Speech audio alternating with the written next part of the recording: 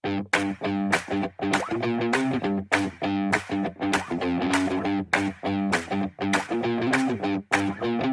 Friends, welcome to unique kitchen. இன்றைக்கி நம்ம பார்க்க போகிற டிஷ்ஷோட பேர் சிக்கன் கேப்சிகம் கிரேவி. இதுக்கு தேவைப்படுற பொருள்: இஞ்சி பூண்டு பேஸ்ட் 1 டீஸ்பூன், மிளகாத்தூள் 1 டீஸ்பூன், கேசரி பவுடர் கொஞ்சம் தேவையான அளவு, அதாவது கொஞ்சமாக அந்த கலருக்கு ஏற்ற மாதிரி போட்டுக்கலாம். மஞ்சத்தூள் 1/4 டீஸ்பூன், உப்பு தேவையான அளவு போட்டுக்குங்க. அப்புறம் லெமன் ஒரு ஹாஃப் இருந்தால் போதும், அதை கொஞ்சம் அதில் பிழிஞ்சு விட்டுக்கலாம். இப்போ எல்லாமே நல்லா சேர்த்து நல்லாவே மிக்ஸ் ஆகிற மாதிரி கலந்துக்குங்க. எதுவும் கட்டிட்டு இல்லாமல் நல்லாவே கலந்து பேஸ்ட் பண்ணி வச்சுக்குங்க.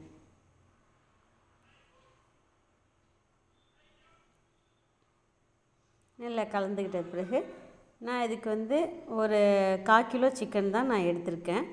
இப்போ இந்த சிக்கனை எடுத்து நம்ம இதில் போட்டு நல்லா கலந்து, அதாவது மசாலா எல்லா இடத்துலையும் நல்லா படுற மாதிரி நல்லா கலந்து வச்சிடணும். நம்ம சிக்கன் 65 செய்வோம் பாருங்கள், அது மாதிரி நல்லா கலந்து வச்சுருங்க.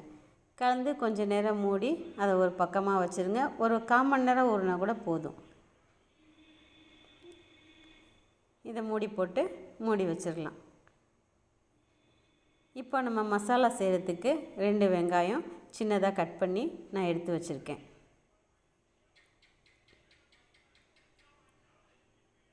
அதுக்கப்புறம் குடமிளகா, ஒரு குடமிளகாவை சின்ன சின்னதாக கட் பண்ணி எடுத்து வச்சுருக்கேன். அது க்ரீன் கேப்சிகமாக இருந்தாலும் சரி, ரெட் கேப்சிகம் இருந்தாலும் ஓகே தான். அப்புறம் இப்போ சிக்கன் நம்ம ஃப்ரை பண்ணணும். ஒரு 1/4 மணி நேரம் ஆயிடுச்சு.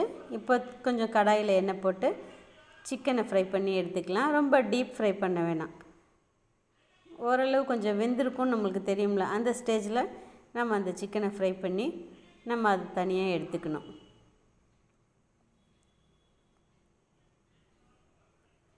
பாருங்கள், இந்த ஸ்டேஜ் இருந்தால் போதும். இப்போ அதை நம்ம தனியாக எடுத்து ஒரு பிளேட்டில் நம்ம வச்சுக்கலாம். இப்போ இதே சிக்கனு இல்லை ஃபிஷ்ஷு எல்லாமே மண் சட்டியில் செஞ்சால் ரொம்ப டேஸ்ட்டாக இருக்கும். நான் எப்போயுமே இதெல்லாம் மண் சட்டியில் தான் செய்வேன்.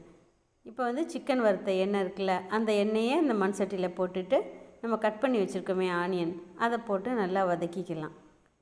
ஆனியன் நல்லா ப்ரௌனாக ஆகணும்னு சொல்லிட்டு அவசியம் கிடையாது. ஒரு கண்ணாடி பதம்னு சொல்லுவாங்கள்ல, அந்த பதத்தில் இருந்தால் போதும். அதை நல்லா ஃப்ரை பண்ணிக்கலாம்.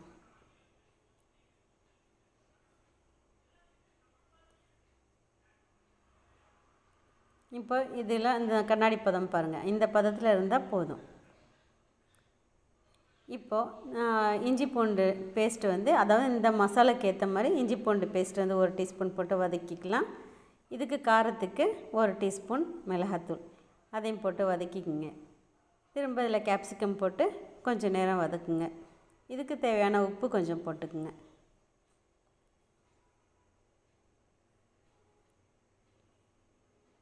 இப்போ எல்லாத்தையும் சேர்த்து நல்லா கிளறி விடுங்க.